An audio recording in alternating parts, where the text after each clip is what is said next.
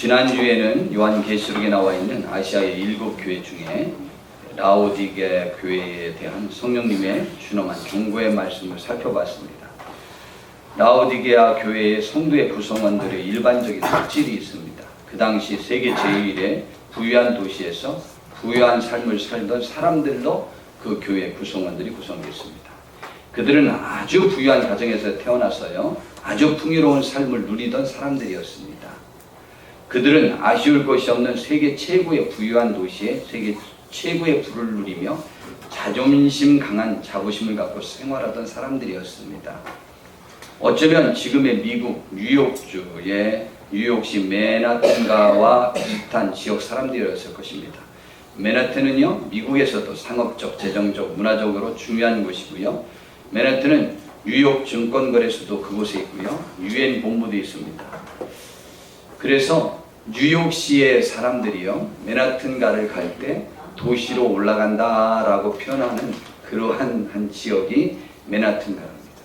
우리나라의 강남의 부유층들이 몰려 사는 지역과 같은 곳입니다. 우리 강남보다 그쪽이 더하겠죠. 예, 또한 라오디게아는 오늘날 우리나라의 그 강남의 부유층이 사는 그 지역과 지금 미국 뉴욕시의 맨하튼가에 살고 있는 사람들과 같은 사람들입니다. 이러한 라오디게아 교회는 놀랍게도요, 아시아의 7교회 중에 가장 책망만 들은 교회였습니다. 가장 대표적인 성령님의 책망은요, 신앙에 열정이 없었다는 것이었습니다. 삶에서 모든 것이 아쉬울 것이 없다 보니 하나님께도 적극적이지 않았고 교회에도 큰 가치를 부여하지 못했습니다. 그 교회에 대한 책망을 또 살펴보면 매우 신랄합니다. 가장 부유하고 가장 잘난 사람들만 모였으나 하나님께로부터는 가장 책망을 듣는 가장 가련한 교회와 성도들이었습니다. 내가 말하기를 나는 부자라 부유하여 부족한 것이 없다 하니 내 곤고한 것과 가련한 것과 가난한 것과 눈먼 것과 벌거벗은 것을 알지 못하는 도다라고 책망하셨어요. 이건 신앙적 관점에서 본 것을 말하는 것입니다. 지난주에는 세계 제일 부유한 도시에 세계 제일로 부유한 사람들로 형성된 그 교회 사람들의 특질을 살펴봤어요. 오늘은 정반대의 상황의 구성원들을 살펴보겠습니다. 오늘 우리가 살펴보고자 하는 대상들은요, 그저 할 일 없이 하루하루를 시내의 거리와 골목에서 그냥 시간을 보내고 있었던 가난한 자들과 맹인들과 전은자들이었습니다. 그저 말하면 그때 당시 최고의 소외계층, 가장 영향력이 없는 할 일 없는 사람들이었습니다. 그들은 귀한 신분의 사람들이 아무도 없었습니다. 과연 이들은 어떠했는지를 살펴보면서 하나님께서 현재 우리 교회에 요구하시는 성도들의 복된 신앙의 자세가 무엇인지를 살펴보고자 합니다. 지난주는 어떤 성도들의 특질로 구성된 교회를 살펴봤다고요? 전 세계에서 가장 부유한 도시에 가장 부유한 사람들로 가장 아쉬울 것이 없는 사람들로 형성된 교회를 살펴봤고요. 오늘은 그와 정반대의 교회의 한 모습을 살펴보도록 하겠습니다. 예수님은요, 그 시대에 매번 예수님의 권위에 대한 도전을 받았고요. 심지어 예수님을 죽이려고 하는 기득권 세력들 앞에 놓여 있었고 결국은 그들로 인해서 죽임을 당하기까지 했습니다. 그러나 예수님은 그때의 그 주도 세력인 고관대적들과 종교 지도자들에게 이런 책망의 말씀을 하셨습니다. 세리들과 창녀들이 너희보다 먼저 하나님의 나라에 들어갈 거라는 거예요. 요한이 의의 도로 너희에게 왔거늘 너희는 그를 믿지 아니하였으며, 요한이 와서 회개하라 천국이 가까웠느니라 했을 때 세리와 창녀는 그 시절 이스라엘 백성들이 가장 죄인시 취급하고 그들과 가까이 하면 안 될 대상으로 생각하는 두 부류가 세관원과 창녀들이었습니다. 근데 그들은 예수님의 말씀을 듣고 세례요한의 말씀을 듣고 많이 회개했거든요. 그러니까 그들은 요한이 의의 도로 너희에게 왔거니를 너희는 그를 믿지 아니하였을 때 세리와 창녀는 믿었으며 너희는 이것을 보고도 끝내 뉘우쳐 믿지 아니하였도다 라고 했습니다. 굳이 말하면 예수님은 예수님을 인정하지 않는 그 무리들에게 지금 설교하는 거예요. 그리고 예수님이 이 세상에 오셔서 요구하시는 하나님의 뜻이 무엇인지 지금 말씀하려고 하시는 거예요. 그런데 죄인들과 연약한 자들과 가난한 자들이 세례 요한이나 예수님의 말씀을 듣고 회개하는 사람들이 많았습니다. 그러나 그 당시에 종교 지도자들과 정치적인 높은 지위에 있는 사람들은 대부분이 그렇지 않았습니다. 오늘의 본문 내용의 배경과 말씀을 살펴보겠습니다. 이러한 이야기들을 그 전장에서 예수님이 그 시절 높은 계층의 사람들을 책망하시고 이제 다른 말씀을 하신 것입니다. 22장에 바로 이어서 말씀하시기를 예수님이 천국이 어떠한 것인지 우리가 천국의 잔치에 참여할 사람들의 마땅한 자세, 삶의 자세, 교회 생활의 자세를 가르치기 위하여 지금 말씀하신 것입니다. 천국은 마치 자기 아들을 위해서 혼인잔치를 베푼 어떤 임금과 같다고 했어요. 그래서 종들을 보내서 청한 사람들을 혼인잔치에 오라고 했어요. 임금의 혼인잔치에 참석하려면 누구를 부르겠습니까? 이웃나라 임금들이거나 왕족들이거나 귀족들이거나 그런 사람들을 초청해서 것입니다. 그런데요, 그들이 한결같이 오기를 싫어했대요. 다시 그래서 다른 종들을 보냈더니요, 귀찮았던지 아예 밭에 나가봐야 되겠다고 나가고, 어떤 사람은 사업차 나갔어요. 한 사람은요, 그 남은 사람들은요, 그 종들을 잡아 모욕하고 멸시하고 또 죽이기도 했습니다. 임금이 그 소식을 듣고는요, 한 명도 참석하지 않은 거예요. 그 소식을 듣고는 군대를 보냈어요. 군대를 보내서 그 저 악한 사람들을 죽이고 그 동네를 전부 불살라라고 했어요. 그리고는 잔치 자리는 준비되어 있는데 사람이 차지 않았으니까 동네로 가서 이제 만나는 대로 혼인잔치에 참석하라고 했어요. 그래서 종들이 가가지고요, 악한 자나 선한 자나 만나는 대로 모두 데려다가 혼인잔치에 참여시켰어요. 그 다음에 이제 오늘 본문의 내용이거든요. 그런데 임금이 그 혼인잔치 자리에 나가봤습니다. 그랬더니 한 사람이 예복을 입지 않고 있었어요. 그래서 임금님이 물어봤어요. 친구요, 너는 어찌하여 예복을 입고 있지 않느냐? 그랬더니요, 그 사람이 아무 대답을 하지 못했다고 했어요. 전에 개혁성경에서는 유구무원이언을이라고 말하지 않습니까? 입은 있지만 답변할 수 없었다. 자기의 잘못을 자기가 알고 있었다라는 거죠. 그래서 임금이요, 사원들에게 명했어요. 그 손발을 묶어 바깥 어두운 데에 내던져 버리라고 했어요. 거기서 슬피 울며 이를 가게 될 것이다. 이것은 지옥으로 보내라는 거예요. 지옥 갈 거라는 거예요. 교회에 나왔는데 지옥 간 사람을 말하는 거죠. 그러면 이곳에 청함을 받은 사람들은 누구이고 내 거리에 그냥 있었던 사람은 누구일까요? 청함을 받은 사람들은요, 그때의 대제사장들과 율법학자들과 백성의 장로들, 그 시대 종교적 정치적 지도자들이었음이 분명합니다. 그리고요, 이것을 민족적으로 구분하면 이방 민족이 아닌 이스라엘 백성이 청함을 받은 사람입니다. 본래. 그에 비하여 나중에 무작위로 혼인잔치에 불려온 사람들은요, 그 당시 멸시받던 모든 조건이 부족했던 사람들로 악한 자나 선한 자가 함께 포함되었습니다. 또한 민족적으로는 이방인인 우리를 말합니다. 유대인이 아닌 다른 민족. 그래서 누가복음에서는 이때 혼인잔치에 나중에 참석된 사람들에 관해서 이렇게 말합니다. 아무도 참석하지 않았다고 하니까 그러면은 빨리 시내의 거리와 골목으로 나가서, 시내의 거리와 골목이에요. 지금 낮인데요, 낮 12시가 돼가는데 할 일 없이 시내의 거리와 골목에서 서성거리고 있는 사람들이에요. 그들이 어떤 사람들이냐? 성경에서 말했는데요, 가난한 자들과 몸 불편한 자들과 맹인들과 저는 자들이에요. 굳이 말하면 가난하기도 하고 몸도 약해서 할 일도 없고 일을 할 수도 없는 사람들이에요. 또 할 일도 없어서 그냥 매일 거리에 나와서 서성이기만 하는 사람들이에요. 그들을 데려오라고 한 거예요. 이곳을 마태복음 오늘 본문의 내용으로 돌아가 보면 종들이 길에 나가 악한 자나 선한 자나 만나는 대로 모두 데려왔다고 했습니다. 예, 굳이 말하면 그 사람들은 가난하고 병든 사람들이었고 소외계층이었어요. 그런데 그들 중에는 착한 사람도 있었지만 악한 사람도 있었다는 거예요. 그럼 이 사건이 우리에게 주는 교훈이 무엇입니까? 왜 이 한 사람은 예복을 입지 않았을까요?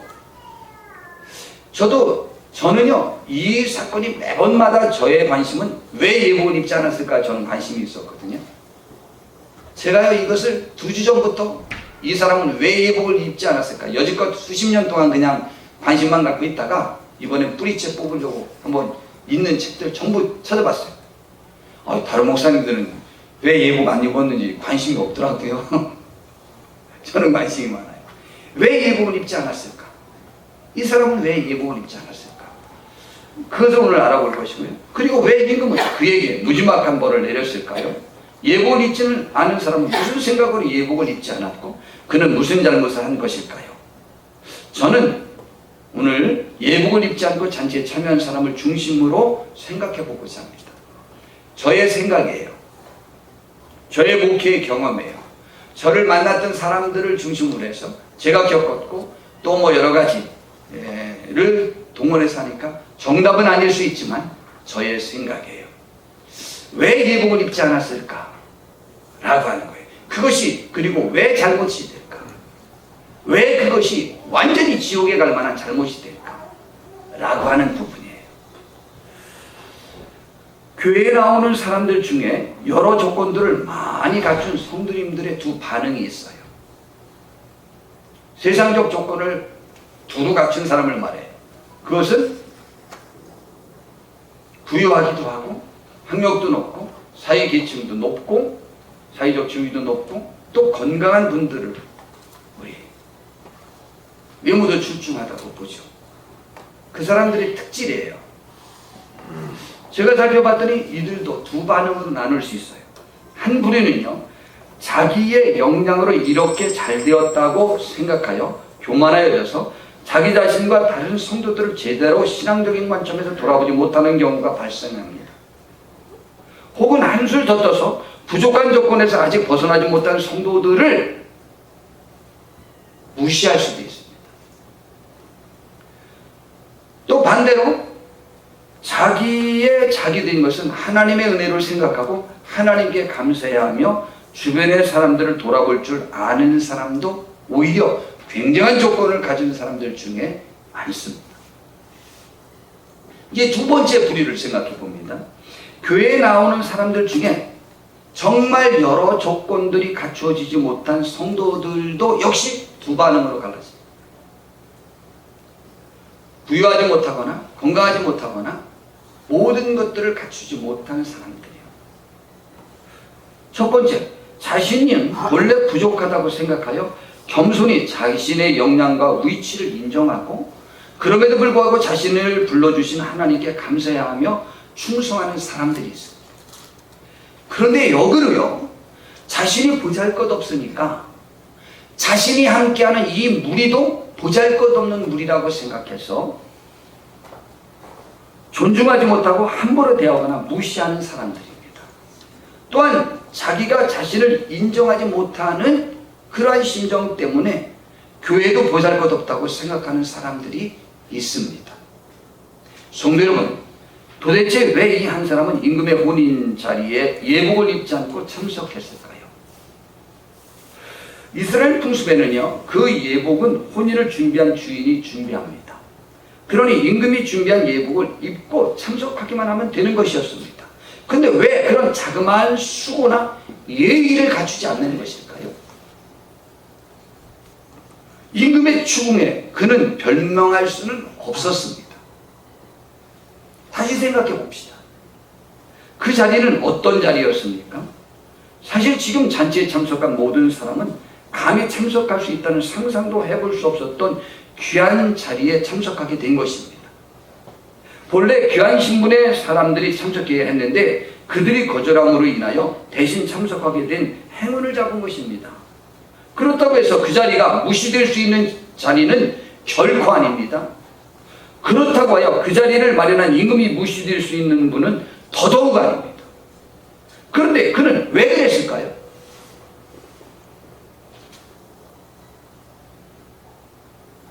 대통령이 참석하는 모임에 참석해 보신 분도 있겠지만요, 대통령이 참석하는 자리에 참석하려면 그 인원이 몇 명이든 모두 비표를 착용하고 경호원들이 확인할 수 있는 비표를 몸에 달지 않으면 그 모임에 들어가지 못합니다.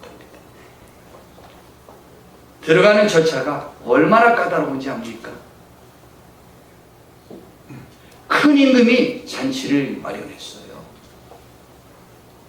그 잔치에 임금이 정해놓은 예의가 있었습니다. 그런데 이 한 사람은요, 그 예의를 지키지 않았어요. 그런데 임금은 그에게 최고의 벌을 내렸습니다. 그 잔치에 참석한 모든 사람들은 지금 본래 자격이 갖춰진 사람들이 아니었으나 그 영광의 자리에 참석하게 된 사람들이 모두였습니다.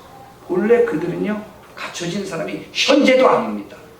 그런데도 불구하고 예복을 착용시켜 자기들의 부족한 것을 감추고 참석하도록 했던 것입니다. 그들 중 모두가 신분이 비천한 사람들이었는데 그들 중 어떤 이는 선했고 어떤 이는 더더군다나 악하기도 했습니다. 임금은 그것을 알고 있었어요. 그러나 그 신임금이 그들에게 자신의 잔치에 그들을 참석시켜서 함께 즐거움과 영광을 누리게 특혜를 주신 것입니다.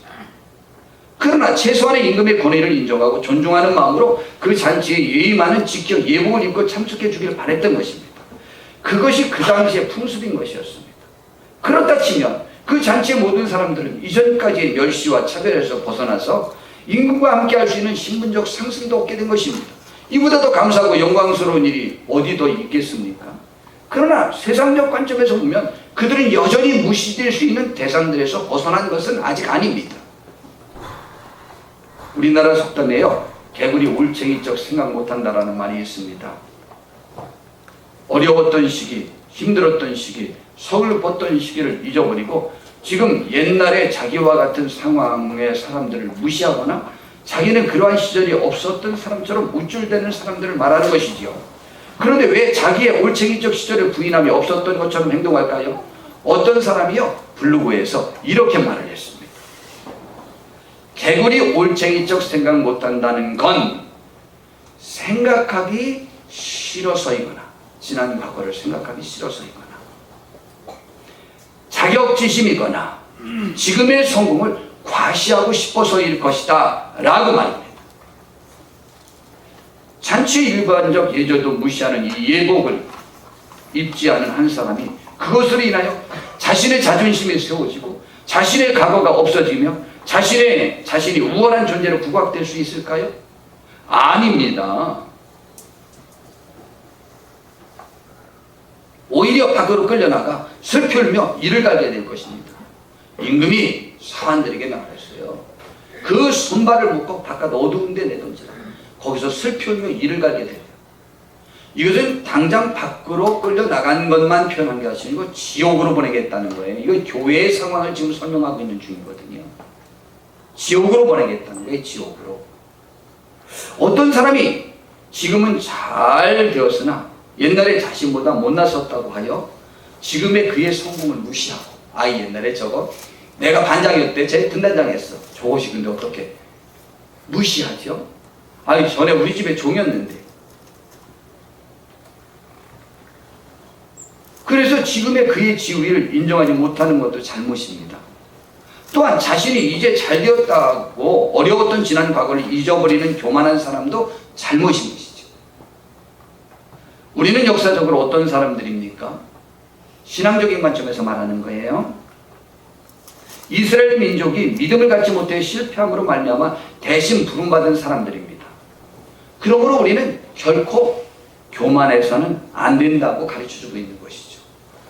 로마서 9장부터 11장까지가 믿음에 대한 것을 굉장히 강조하는데 그 중에 유대인의 잘못을 설명하고 이방인에게 구원이 넘어간 이유를 설명합니다. 그때 말하는 거예요. 옳도다. 그들은 믿지 아니함으로 꺾였다는 거예요. 누가? 이스라엘 백성들이. 근데 너희는 믿었으므로 섰다 이 말이죠. 굳이 말하면 이스라엘 사람들이 본래 하나님이 택한 사람들이다. 근데 믿음을 지키지 않아서 그들이 꺾였다. 그리고 대신 애초에 부르지 않았던 너희들을 대신 불러줬다. 이것을 접붙이는 것으로 했어요. 먼 가지가 잘리고 접붙였는데 먼 가지가 다시 접붙임 받는 것이 더 쉽다. 너희들 잘라내기가 더 쉽다. 그러니 높은 마음을 품지 말고 도리어 두려워하는 심정으로 하나님을 섬겨라. 겸손한 심정으로 하나님을 섬겨라. 이렇게 요구하는 거예요. 여기에 겸손한 마음으로 하나님을 섬겨야 될 대상 중에 하나도 이스라엘 백성 외에는 세상에는 없는 거예요. 그런데 우리는요, 우리 한번 생각해 보자는 것이죠. 우리가 본래 어떤 존재였는지를 잘 인식하는 것이 중요합니다. 예수님은 용서할 줄 모르는 종의 최후에 관한 말씀을 가르치신 적이 있죠. 마태복음 18장이 전체가 교회 생활에 관한 가르침입니다. 특별히 교회에서 범죄한 자들에 대한 가르침이고 내가 남에게 상처 주는 사람에 대한 책망의 말씀이 있는 것이 마태복음 18장 전체의 내용입니다. 그 마무리를 하시는데 베드로가 질문을 합니다. 주님이요, 우리의 형제가 나에게 그럼 와서 잘못하면 몇 번이나 용서하면 되겠습니까? 라고 물어봤어요. 그 질문하면 되는데 그 질문만 하고 답을 들으면 베드로가 아니죠. 그럼 베드로가 아니에요. 베드로는 나설 때 안 나설 때 다 나서는 사람이니까 자기가 물어놓고 자기가 일단 답을 하나 제안을 해야 돼요. 그게 베드로예요. 그래서 몇 번이나 용서했습니까? 하고 가만히 대답을 들었으면 좋았는데 7번까지 하면 되겠습니까? 하고 물어봤어요. 베드로가요, 얼마나 너그러운 체한 건지 알아요? 이스라엘 백성들은요 3번까지는 용서할 수 있다는 거예요. 그 다음부터는 용서하지 않아도 된다고 전통적으로 배움을 받았어요. 그거보다 2배, 한 번을 더 용서하는 너그러움을 내가 베풀면 되겠지요? 하고 질문한 거예요. 베드로다운 질문입니다. 주님이 베드로를 교회 방석으로 세우셨어요. 좀 괜히 잘나서기도 하고 실수도 하지만 주님을 향한 사랑하는 심정만은 그를 따를 수 있는 사람이 없었어요. 주님은 우리의 모순과 연약함, 그것을 보시는 것이 아니고요, 그분에 대한 진실한 사랑을 우선 보시는, 사랑을 보이시기 바랍니다. 주님이 말씀하셨어요. 7번이 아니고 7번을 70번까지라도 완전히 그냥 잘난 찰려다가 덤탱이 썼어요. 그래서 유대교인은 3번까지 용서하면 됐지만 우리 기독교인은 491번째는 용서 안 해도 돼요. 동일 범죄에 대해서. 그러나 지구상에서 동일 범죄를 491번 할 수 있는 대상은 배우자와 자녀밖에 없어요. 정말이에요. 자녀는요 죽을 때까지 속썩여요. 그래도요 대신 죽어줄 의향이 우리 부모님들에게는 얼마든지 있어요. 그것이 사랑이에요. 그것이 사랑이에요. 그래서 예수님이 끝까지 살아가시도 안 되니까 하나님이 대신 죽어주셨어요. 그것이 사랑이에요. 우리 자녀들을 위해서는 아마 내가 죽을 거라고 다 하실 거요. 그게 사랑이에요. 사랑은 끝까지 보세요. 끝까지 기다리고요. 내 자식 잘 될 거예요. 예배드리다가 애가 짜증 부려봐요. 그 얘가 잠을 못 자서 그랬대요. 손가락이 꼭 자기 닮아서 그랬는데 끝까지 얘가 잠을 잘 못 자서 그렇지 얘가 그런 애가 아니라는 건데 매번 그러는 걸 봤거든요 저는. 근데 얘가 오늘 잠 못 자서 그랬대요. 뭐 그럴 때 있을 거예요. 이게 엄마의 심정이죠. 자, 그런데요 그렇게 하래요. 그러면서 예수님이 예화를 드셨어요. 한 임금이요 결산을 했대요. 근데 한 종이요 1만 달란트를 빚졌다고 했어요. 제가 이곳 본문은 여러 번 설교해서 아시죠? 1만 달란트라는 빚은요 예수님이 꾸며낸 예화인데요 예수님이 꾸며낸 예화는 대부분 그 시절 상황에 맞아요. 근데 이 예화는 맞지 않아요. 왜냐면요, 1만 달란트라는 빚이 얼마나 큰 거냐면요, 그때 이스라엘 나라의 1년 전체 세계도가 있었는데 세계도에서 세수입이 1년에 900달란트였어요. 나라의 1년 세수입이 900달란트밖에 안 되는데 10,000달란트 빚질 수 있는 종이 있을 수 있어요. 국가의 빚도 그 정도는 못 져요. 그러니까 이거는 말이 안 되는 빚을 진 이야기를 예수님 하시는 거예요. 그래서 사람으로서는 어떻게 상상이 할 수 없는 양을 지금 예수님 말씀하신 거예요. 그가 하도 빌길래 10,000달란트를 전부 탕감해 주셨어요. 근데 그 종이 나가다가요, 왼수를 만났어요. 정말 사람 같지 않은 인간을 만났는데요, 탕감받고 기분 좋게 나가는데요, 기분 잡쳤어요. 100데나리온 자기한테 돈 꼬가놓고 안 갚은 친구를 만났어요. 100데나리온은요 그냥 얼마인지 계산할 필요 없어요. 10,000달란트와 이 100데나리온과의 차이는 50만 배예요. 50만 배예요. 돈의 그 액수의 차이가. 그러면 100데나리온이 만약 1,000만 원으로 계산하면은요, 10,000달란트는 5조 원이에요. 100데나리온이 1,000만 원보다는 조금 많아요. 그러면 한 10조 원 정도 되겠죠. 예. 그 종을 보고요, 역사를 잡고 당장 갚으라는 거예요. 갚을 테니까 용서해달라고 그랬더니 감옥에 가둬버렸어요. 그것을 누가 봤어요? 그 친구들이 봤어요. 그리고 딱 크게 얘기했어요. 이건 아니야. 이건 아니야. 그때 그 10,000달란트 탕감받은 사람이 어떻게 말했을까 제가 그 상상이 된다고 그랬죠. 야, 이 인간아, 너 인간이 좀 돼봐라. 너 양심도 없냐? 너 이렇게 안 갚냐? 보나마나 그랬을 거예요. 우리 안 봐도 비디오죠? 얘 분명히 그 말 했을 거예요. 우리가 너무 많이 들어본 얘기죠. 분명히 그렇게 했어요. 다른 동료들이요, 이건 아니다 싶은 거예요. 딱 크게 얘기해가지고요, 주인 임금님에게 가서 일러버렸어요. 임금이 그 소식을 듣고는요, 그 이야기를 듣고는 너무 어처구니 없다고 생각해서 당장 불러와라. 불러왔어요. 야단을 쳤어요. 네가 필기에 내가 10,000달란트를 탕감해줬다. 없는 것처럼 해줬다. 그런데 너는 어찌하여 100데나리온도 탕감 못해주고 그에게 그렇게 무자비 얘기하느냐? 너 도로 갚아라. 그리고 감옥에 가둬버렸어요. 성도 여러분, 1,000,달란트와 100데나리온의 차이는 600만 배 차이라고 있죠. 5조 원을 탕감받고 나온 사람이 1,000만 원 빚진 사람에게 나쁜 사람이라고 나무라며 감옥에 가둔 것과 같습니다. 우리가요, 예수님이 왜 말 같지 않은, 있을 법하지 않은 예화를 드셨는지 알아요? 이것은요, 우리가 우리의 죄를 용서받고 천국을 소유하게 된 것은 이런 엄청난 것인데, 우리는 뭐 대단한 사람이었던 것처럼 행세하는 것은 옳지 않다는 것입니다. 내가 죽을 수밖에 없고 지옥 갈 수밖에 없는 것, 세상의 모든 것을 주고도 살 수 없는 천국을 우리에게 거저 용서해 주시고 허락해 주신 그 은혜를 생각하는 삶을 살으라는 거예요. 우리는 길을 잃었던 어린 양입니다. 우리가 99마리였다고 생각하면 안 됩니다. 목자의 헌신과 희생으로 구원받은 사람입니다.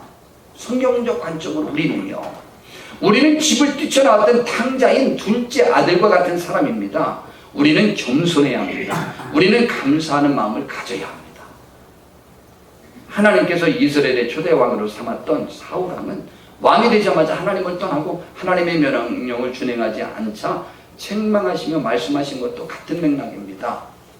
처음에 사무엘 선지자가 사울에게 내가 내 어깨 위에 이스라엘의 모든 것들이 달려있다. 네가 초대왕이 될 것이다. 라고 하자 이 사울이 그때 겸손하게 한 말입니다. 나는 이스라엘 지파의 가장 작은 지파 베냐민 사람이 아닙니까? 이스라엘 12지파 중에 베냐민 지파가 제일 세력이 약했어요. 그런데 또 나의 가족은 그 중에 베냐민 지파의 모든 가족 중에 또 가장 미약한 또 가족입니다. 근데 당신이 어떻게 해서 내게 이같이 말씀하십니까? 나는 그럴 사람이 사람이 못됩니다라는 겸손한 편이었어요. 그 다음에 두 번째 또 살펴볼 수 있는 것은요, 사울이 자꾸 인정하지 않으니까 백성들이 제비 뽑기로 해서 사람을 정하기로 했어요. 근데 그것이요, 사울이 뽑혔어요. 그랬는데 사울을 아무리 찾아봐도 없는 거예요. 근데 하나님께 물어봤어요. 여기 사울이 안 보입니다. 여기 왔습니까? 왔다는 거예요. 어디냐 그랬더니 저 진보다리 속에 숨었다는 거예요. 사울이 얼마나 키가 컸는지 알아요? 보통 사람보다 머리 하나가 더 있다고 그랬어요. 그럼 이스라엘 백성들의 평균 키가 175라고 한다면 그는 약 2m 정도 됐고 등치가 대단한 사람이었습니다. 다윗이요, 사울의 갑옷을 입었을 때 끌렸으니까요. 그래서 못 입었거든요. 그러니까 저렇게 겸손했던 그 등치 큰 사람이 꽁처럼 아마 머리만 그냥 치받고 어디 숨었겠죠. 너무 부끄러웠어요. 그런 겸손했던 사람이에요. 근데 왕이 되자마자 갑자기 돌변합니다. 하나님이 그가 왕이 된 다음에 하나님의 명령을 어겼을 때 책망한 말입니다. 사무엘이 말했습니다. 왕이 스스로 작게 여길 그때에 이스라엘 지파의 머리가 되지 아니하였습니까? 여호와께서 왕에게 기름을 부어 이스라엘 왕으로 삼으셨어요. 그런데 어찌하여 여호와께서 왕을 길로 보내시며 이르시기를 가서 죄인 아말렉 사람을 진멸하되 다 얻기까지 치라 하셨거늘 어찌하여 왕이 여호와의 목소리를 청종하지 아니하고 탈취하기가 급하여 여호와께 악하게 여기시는 일을 하셨습니다. 참 신기하죠. 굳이 말하면 처음엔 겸손하더니 왜 갑자기 교만해졌느냐 라는 내용이죠. 다윗 왕이요, 밧세바라고 하는 여인과 간통하고 임신했어요. 한 번 잠잤는데 그냥 재수 나쁘게 임신이 되어버렸어요. 더 이상 안 잘라고 했는데 그것을 감추려고 하다가 안 되니까 그 남편 우리아를 가장 심한 전쟁터의 이름으로 내보내서 적의 칼에 죽게 하고 밧세바를 자기 아내로 삼자 하나님께서 책망하신 주된 의미도 같은 내용이었습니다. 그때 나단 선지자를 보냅니다. 너를 이스라엘 왕으로 기름 붓게 위하여 너를 사울의 손에서 구원하고 내 주인의 집을 내게 주고 내 주인의 아내들을 내 품에 두고 이스라엘과 유다 족속을 내게 맡겼느니라. 예, 사울이 왕이었는데 그 다음에는 다윗을 왕으로 삼았어요. 만일 또 그것이 부족하였을 것 같으면 내가 내게 이것저것을 더 주었을 것이다. 근데 그 다음 말씀, 이것이 우리가 생각하고 있어요. 그런데 어찌하여 내가 여호와의 말씀을 업신여기고, 그런데 어찌하여 처음에 겸손하고 잘 섬기더니 네가 왕이 됐다. 어찌하여 내가 여호와의 말씀을 업신여기고 나 보시기에 악을 행하였느냐.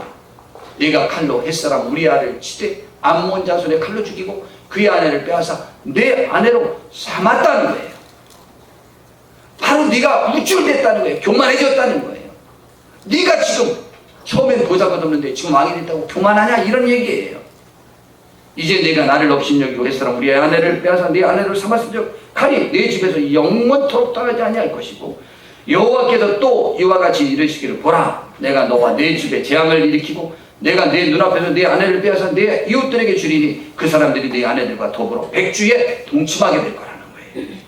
그런데요, 이 세상에서 가장 우매한 사람이요, 그런 우쭐됨을 교회에서 그렇게 한다는 것입니다. 하나님은 사람과 사람 사이에서도 이렇게 우쭐하며 교만한 사람은 좋아하시지 않습니다. 그러나 오늘 본문의 내용은 천국과 관계된 설명입니다. 교회와 관계된 것입니다. 이것은 더욱 준엄한 것임을 아셔야 합니다. 누가 누구를 더 괴롭힐까요? 힘 있는 자가 약한 자를 더 괴롭힐까요? 여러분은 여지껏 중에 누구로부터 무시당한 것이 가장 여러분에게 상처가 되었습니까? 그리고 누구에게 가장 많이 상처를 받았습니까? 대통령입니까? 최고 권력자인? 최고 부자인 대기업 회장이었습니까? 아니면 최고 학력의 소유자인 대학 총장이었습니까? 아니지 않습니까? 여러분에게 가장 상처를 준 사람은 가족이요, 동료, 이웃이었습니다. 조폭은요, 조폭에게 주로 살해당합니다. 정치인은요, 정치인을 죽입니다. 여자는 여자들끼리 더 다투며 여자에게서 더 상처받습니다. 가난한 사람은 가난한 사람이 상처를 줍니다. 상처받은 약한 심령의 사람들이 더 많은 사람들에게 상처를 줍니다. 저희 교회가 1985년 5월 26일 날 정주하 권사님 댁에서 시작했습니다. 곧 우리가 약 5개월 후에 2층 17평짜리로 이사를 갔습니다. 그해 12월 24일 행사를 제가 자주 이야기해요. 숫자를 기억할 때는 잘 됐을 때 숫자를 기억한다고요? 안 돼갈 때 숫자를 기억한다고요? 잘 될 때만 기억하지요? 안 될 때는 기억하고 싶지 않아요. 그때요, 바로 첫 해에 크리스마스 행사에 학생 청년들이요 67명이 나왔어요. 근데 그 중에 반이 서클이에요. 뭐 영어 서클, 뭐 뮤지컬 서클 이런 건 아니고요. 하리케인, 흑장, 육동파, 이글스에서 왔어요. 청년도 있었고 학생들도 있었고 그들이 반이었어요. 나머지는 우리 학생들이었어요. 우리 학생 청년들이었어요. 뭐 청년도 뭐 한두 명밖에 없었고요. 대부분 학생들이었죠. 그 파에서 온 아이들도 부족한 계층의 사람들이었지만 원래 우리 학생 청년들도 사실은 계층은 비슷한데 거기에 안 들었을 뿐이에요. 그리고 우리 교회 학생들은 뭐 좀 안 그랬냐? 누구 말 맞다나? 미진이 빼놓고 그 교회 아이들은 당할 날이야. 누가 그랬거든요. 우리 교회가 그런 교회였어요. 그리고 그때 어른이 몇 명 안 있었어요. 근데 한 번은요, 제가 예배실에 나갔어요. 나갔는데요. 우리 교회 어른 남자 중에는 그분이 하나 있었나? 이혼한 딸들과 사는 한 분이었어요. 그전에는 그나마 예의도 있는 듯한 분이었는데 그분이 교회에서 담배를 피고 있는 거예요. 그래서 제가 아니 교회에서 담배를 피우시면 됩니까? 제가 그랬어요. 저랑 아주 친한 분이에요. 교회를 세우기 전부터 오래 알고 있었던. 그랬더니요, 나 그분에게서 그런 말이 나올 줄은 너무 충격이었어요. 입감대 교회입니까? 와, 난 그분 입으로 그 말이 나올 줄은 몰랐어요. 그분이 왜 그러셨을까? 지금도 잘 이해되지 않아요.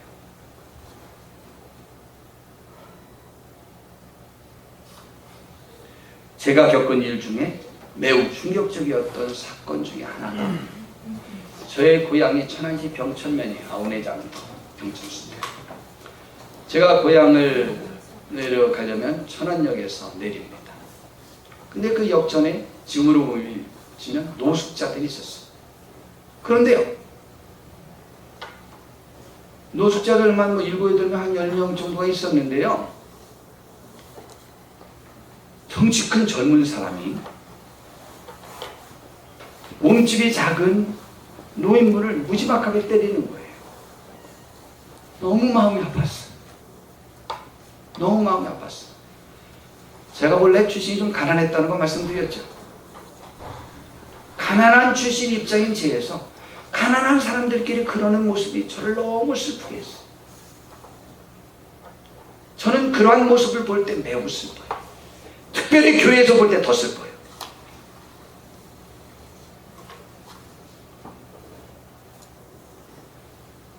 성도 여러분, 우리는 본질상 죄와 허물로 인하여 죽었던 진노의 자식들이었는데 우리를 대신해서 죽어주신 예수님의 은혜로 구원받아 영광의 천국의 백성이 된 사람들입니다. 우리가 언제부터 대단한 사람들이었다고 우리와 함께 예배하는 성도를 무시하고 또 목회자를 무시하고 교회를 무시하는 일을 한다는 것은 성도로서 있을 수가 없는 일입니다. 교회를 무시하거나 가치나 비중을 크게 두지 않는 두세 부류의 계층별 유형의 성도들이 있습니다. 제가 이렇게 분류해 보았습니다. 한 부류입니다. 하나는 본래 부나 사회적 주의를 갖추었다고 생각하는 사람들의 냉담함입니다. 아쉬움이 본래 없다고 생각하는 사람들입니다. 그러나 명심하십시오. 주님은 아쉬울 곳이 없는 천국에서 내려오셨습니다. 주님은 세상을 창조하신 하나님이시요 세상을 통치하셨던 하나님이셨습니다. 만물이 그를 높이고 천사들이 수종 들으심을 받으셨던 분입니다. 죄와 슬픔이 없고 온전히 주의 뜻이 실현된 하늘의 왕이셨습니다. 그러나 우리를 구원하시기 위하여 하늘 보좌를 버리시고 세상에 오셔서 모순과 연약함과 죄악에 빠진 사람들과 함께 하셨습니다. 늘 고단하고 번잡했습니다. 가난했고 수시로 머리 둘 곳도 없으셨고 멸시를 당하셨습니다. 그러나 우리를 향하신 그분의 열정적인 사랑이 그 고난과 수고를 감당케 하셨습니다. 그리고 결국에는요, 십자가에 못 박혀 죽으셨습니다. 우리를 구원하시려고 말입니다. 그러므로 우리 중에 난 아쉬울 것이 없을 정도로 갖추어진 성도님들이라 하더라도 예수님의 겸손과 섬김과 사랑의 수고와 인내와 열정까지 반드시 본받아야 합니다. 두 번째요, 본래 갖추지 못하였으나 이제 제법 평무여가지고 이제 아쉬울 것이 없어진 분들입니다. 이건 교회 구성원들을 지금 말씀드리는 겁니다. 세상을 말하는 게 아니에요. 그러한 분들은요, 사울 왕이며 다윗 왕이며 모든 사람들에게 하신 하나님의 교훈의 말씀을 귀를 기울여야 합니다. 성경 전체의 가르침은 죽어마땅한 우리가 주님의 십자가에 대신 죽어주신 사랑의 공로를 용서함 받아 구원받은 것을 가르쳐 주신 것이 성경의 전체의 내용입니다.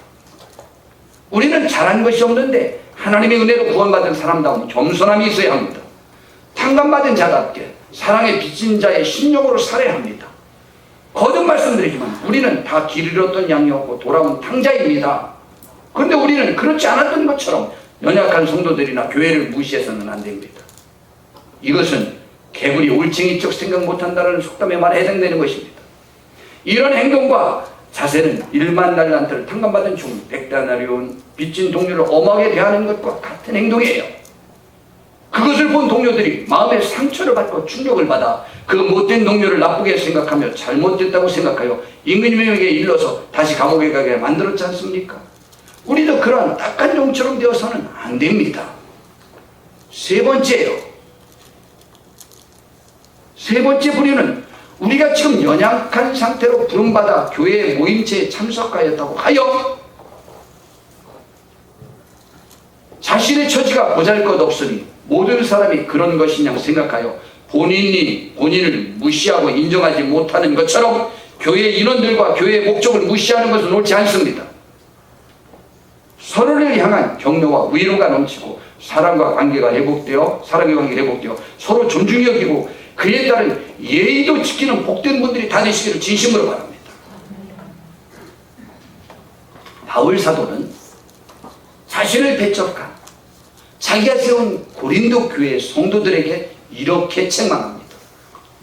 고린도 교회는 바울 사도가 쓴 13개의 편지 대상 교회들 중에 가장 책망받은 교회입니다.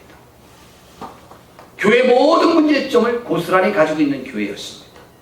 그 외 그 교회의 목회자와 관계된 부분을 지금 말하고 있는 부분을 말씀드립니다. 형제들아, 너희를 위하여 이 일에 나와 아볼로를 들어서 본을 보였으니 이는 너희로 하여금 기록된 말씀 밖으로 넘어가지 말라는 것을 우리에게서 배워 서로 대적하여 교만한 마음을 가지지 말게 하려 합니다. 너희가 지금 교만해졌다는 거예요. 교만해져서 지금 너희들이 말씀 밖으로 나갔다, 하나님 밖으로 나갔다, 하나님의 뜻을 이루지 못하는 상태로 지금 완전히 잘못되어 가고 있다. 누가 너를 남달리 구별하였느냐? 가장 바울 사도가 세운 교회 중에 엉망인 교회예요. 내게 있는 것 중에 받지 아니한 것이 무엇이냐? 다 바울 사도를 통해서 받았다는 얘기예요. 내가 받았은지 어찌하여 받지 아니한 것 같이 자랑하느냐? 너희가 이미 배부르며 이미 풍성하며 우리 없이 왕이 되었도다. 이 말씀에 귀를 기울이세요. 너희가 이미 배부르며 이미 풍성하며 우리 없이 왕이 되었도다. 너희들이 이제 아쉬울 것 없는 것처럼 모든 걸 다 아는 사람처럼 너희들이 행하는도다. 목회자인 나도 배척하고 나도 무시하고 하나님의 본질의 뜻도 찾으려고 하지 않고 마음대로 행하는도다. 우리가 너와 함께 왕노릇하기 위해 참으로 너희가 왕 되기를 원하노라. 너희들이 높아지는 거 나 진짜 원하기는 원한다. 그러나 너희들이 지금 무례하다는 거예요. 무례하다, 교만하다, 잘못됐다, 선을 넘었다는 거예요. 그들이 바울 사도가 개척한 교회 중에 가장 비천한 사람들만 모여있는 교회였어요. 고린도전서 서론이 모였어요. 세상적으로 그들은 천대받던 사람들이었답니다.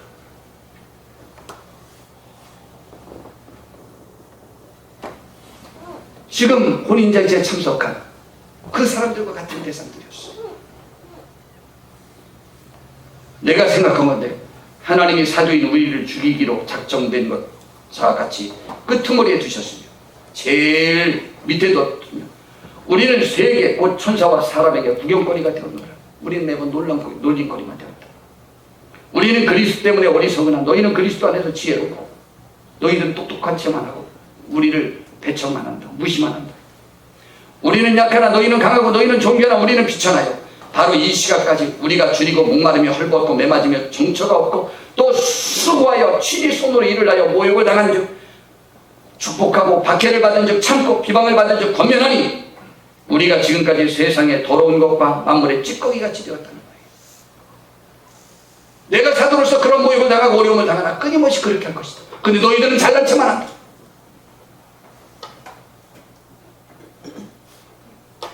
그리고 바울 사도는 우리에게 이렇게 권고합니다.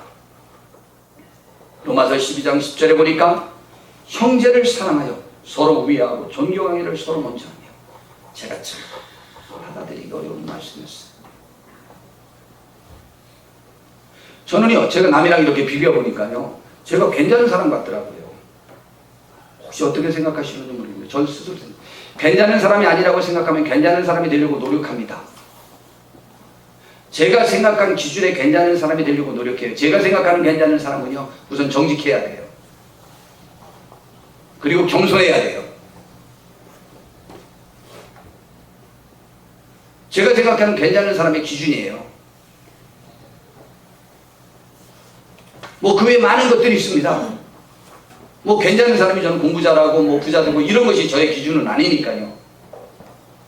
그러다 보니까 제가 가지고 있는 기준에 의해 남을 판단합니다.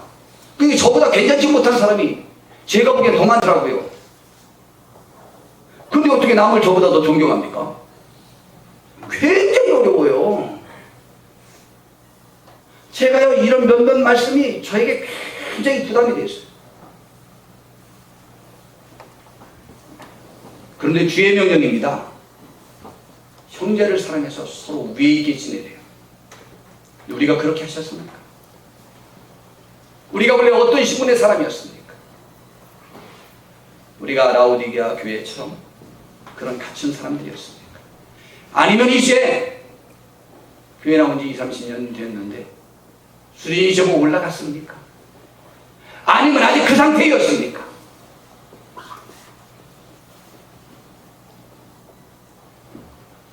우리는 어떤 상태였든지 간에 우리는 하나님과 교회 그 안에서 지켜야 될 예의와 그 안에서 지켜야 될 존중과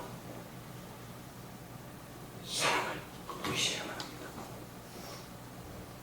우리 교회가 세상적 기준으로 어떤 계층의 사람들이 형성되었던 내가 어떤 계층의 사람이라고 생각되어지든 교회를 향한 주님의 시각과 가치가 주어지길 바랍니다. 교회는 저와 우리 성도님들이 교회잖아요. 교회는요 하나님께서요 자기 핏값으로 살만한 충분한 사랑의 대상이요 가치의 대상이었습니다. 우리도 이러한 사랑의 열정이 우리의 삶과 교회 생활을 이끄는 원동력이 되기를 진심으로 바랍니다. 기도하겠습니다. 주님, 우리를 이끄는 삶의 원동력이 무엇입니까? 교회를 보는 우리의 눈은 어떠합니까? 목회자와 성도들을 보는 관점은 어떠합니까? 하나님 아버지요, 우리는 1만 달란트 탕감받은 사람입니다. 길을 잃었던 어린 양입니다. 집을 나갔던 탕자였습니다. 하나님의 약속 밖의 사람들이었습니다. 하나님 아버지요, 우리를 돌아보게 하옵시고 겸손케 하옵시고 섬기게 하옵시고 존중하게 하옵시고 예의와 도리를 지키는 귀한 하나님의 사람들 되게 하옵소서. 우리 교회에 하나님의 향기가 넘치고 주의 사랑이 넘쳐 우리 교회를 통하여 상처가 치유함받고 구원의 역사가 풍요롭게 일어나는 복된 교회가 되게 하옵시고 그 일에 우리 모두가 쓰임받게 하옵소서. 예수님의 이름으로 기도드렸습니다. 아멘. 이제 찬송 490